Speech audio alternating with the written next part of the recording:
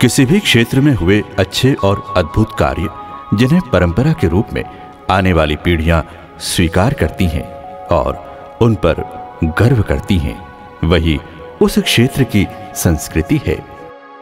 सरगुजा की संस्कृति में परंपराओं का समागम देखा जा सकता है। इस क्षेत्र में समय समय पर होने वाले परिवर्तनों को यहाँ बिखरे पड़े ऐतिहासिक भग्नावशेषों में देखा जा सकता है।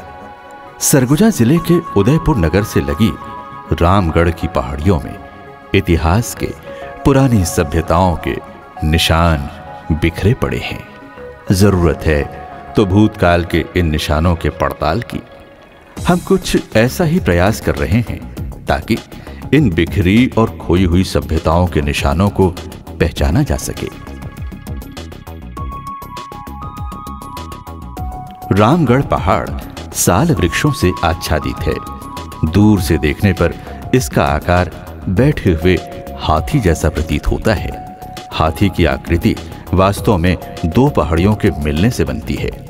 इन पहाड़ियों में अनेक गुफाएं हैं, कुछ प्राकृतिक तो कुछ मानव निर्मित। पूरा पहाड़ सैंडस्टोन से बना है।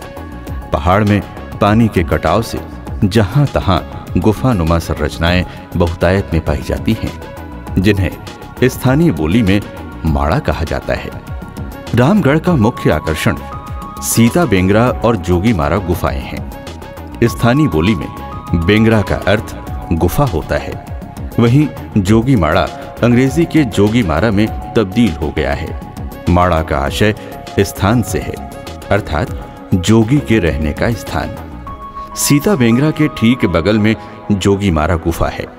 इन गुफाओं की खोज सन 1848 में कर्नल आउसले ने शिकार के दौरान की थी और 1904 में जर्मन डॉक्टर ब्लाश ने आर्कियोलॉजिकल सर्वे की रिपोर्ट में प्रकाशित कराया था।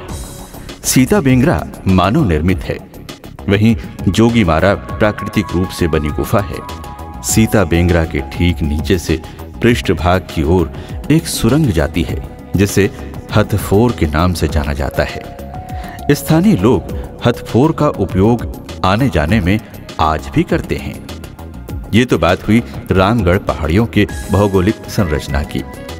इन पहाड़ियों के साथ कई कहानियां, कई किंवदंतियां और कई लोक कथाएं जुड़ी हुई हैं। इतिहास का मुख्य आधार काल विशेष घटना स्थल के वे अवशेष हैं जो अनेक रूपों में प्राप्त होते हैं। रामगढ़ के अवशेष भी इस क्षेत्र के भव्य इतिहास को दर्शाते हैं, लेकिन ये बात भी उतनी ही सत्य है कि जानकारों में इन भग्नावशेषों को लेकर अपने अपने मत भी हैं। कुछ लोग इसे पौराणिक मानते हैं तो कुछ ऐतिहासिक। ये सभी अपने मतों को लेकर अलग अलग प्रमाण भी प्रस्तुत करते हैं। वहीं कुछ सीता बेंगरा को भरत मुनि की नाट्यशाला के अनुरूप पाए जाने पर विश्व की प्राचीनतम नाट्यशाला सिद्ध करने में लगे हुए हैं। नाट्यशाला का कालखंड 3री से 2री ईस्वी पूर्व बताया जा रहा है।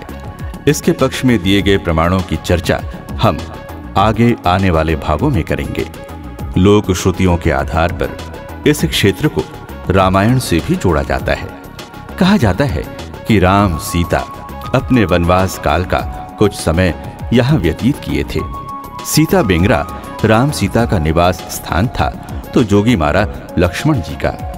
अब बात उस मत की जिसके लिए रामगढ़ सबसे ज्यादा प्रचारित है। विद्वानों का मानना है कि महाकवि कालिदास ने मेघदूतम की रचना यहीं रामगढ़ पर की थी। उनका कहना है कि कालिदास के मेघदूतम का यक्ष इसी जोगी मारा गुफा में रहता था। यहीं से उसने आषाढ़ के पहले दिन मेघ को दूत बनाकर अपनी प्रेयसी को प्रेम का संदेश प्रेषित किया था। छत्तीसगढ़ सरकार द्वारा इस अवसर पर उत्सव का आयोजन किया जाता है। इन सब के अलावा और भी दृष्टिकोण हैं जो प्रामाणिक आधार पर काफी पुख्ता हैं। एक मत ये है कि ये गुफाएं मौर्यकालीन बौद्ध गुफाएं हैं, जिनका काल ईसा पूर्व 3री से 2री शताब्दी माना जा रहा है। इस काल में सम्राट अशोक ने बौद्ध भिक्षुओं के आवास के लिए इस प्रकार की गुफाओं का निर्माण कराया था। अब बात उस मत की जिसे हमने अपनी नजरों से देखने की कोशिश की है। हमने इन्हें कलचुरी कालीन सैन्य प्रतिष्ठान के रूप में देखा है। इन गुफाओं की बनावट, इनकी ऊंचाई और इतिहास में इस क्षेत्र का महत्व हमारे मत को पुख्ता बनाते हैं। आगे आने वाले भागों में अपने मत के साथ साथ बाकी मतों पर भी दृष्टि डालेंगे और प्रमाणों की सहायता से ये स्थापित करने का प्रयास करेंगे कि रामगढ़ के संदर्भ में कौन से तथ्य सत्य के अधिक निकट हैं।